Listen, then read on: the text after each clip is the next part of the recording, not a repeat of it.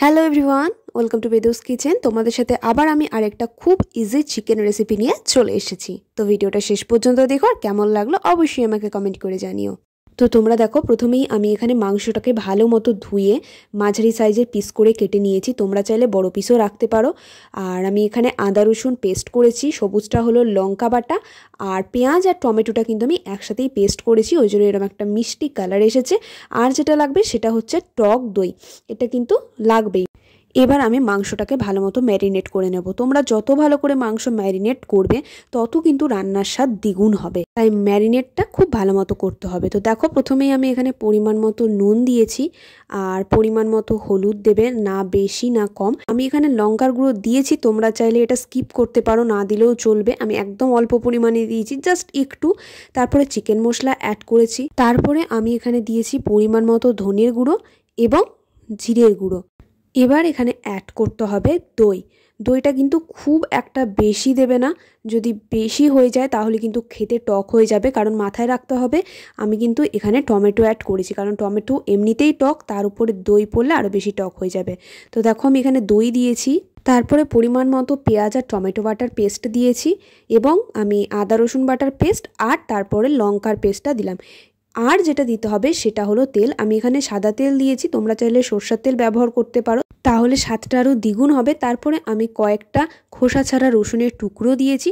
এবার তোমাদেরকে প্রত্যেকটা উপকরণ মাংসের সাথে ভালো করে ম্যারিনেট করতে হবে।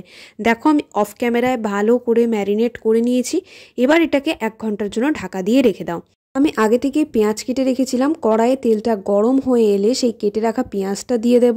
তারপরে দেব পরিমাণ মতো লবণ, হলুদ, আর বাকি যে লঙ্কা বাটার পেস্টটা ছিল সেটা দেব। এটা কিন্তু ঝাল হবে না, তোমরা অনেকেই ভাবতে পারো হয়তো ঝাল হবে, আমি নিজেই ঝাল খাই না, অনেস্টলি কোনো রকমের ঝাল হয়নি রান্নাটায়।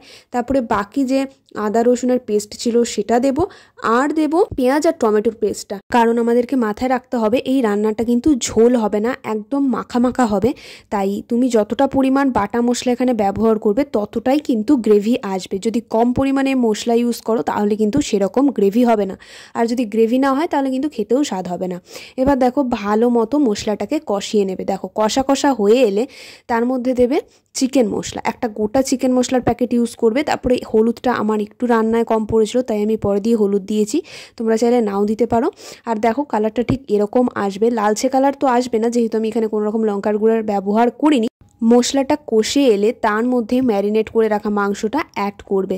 ভালো মতো মাংস আর মশলাটাকে নাড়াচাড়া করে ঢাকা দিয়ে দেবে 15 থেকে 20 মিনিটের জন্য। অবশ্যই কিন্তু মশলাটাকে ভালো মতো কষিয়ে নেবে, নয়তো কাঁচা মশলার একটা খুব বাজে গন্ধ থাকে। আর গ্যাসের স্টিমটা কিন্তু লো ফ্লেমে রাখবে।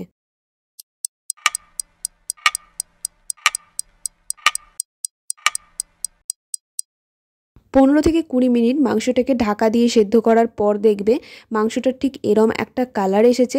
তারপরে এখানে গরম জল অ্যাড করবে, একদমই কিন্তু ঠান্ডা জল দেবে না, অল্প পরিমাণ জল দেবে। জল দিয়ে গ্যাসের স্টিমটাকে বাড়িয়ে 5 মিনিট টকবক করে ফুটিয়ে নেবে। ব্যাস, আমাদের রান্না কিন্তু কমপ্লিট। গরম ভাতের সাথে পরিবেশন করো আর খাও, খেতে কিন্তু জাস্ট দুর্দান্ত হয়েছিল। তোমরাও একবার অবশ্যই বাড়িতে ট্রাই করে দেখো। আর আজকের ভিডিওটা কেমন লাগলো আমাকে অবশ্যই কমেন্ট করে জানিও। যদি ভালো লেগে থাকে তাহলে একটা লাইক আর কমেন্ট করে দিও। আজকের জন্য টাটা, দেখা হচ্ছে নেক্সট ভিডিওতে। ভালো থেকো, সুস্থ থেকো। Thank you for watching.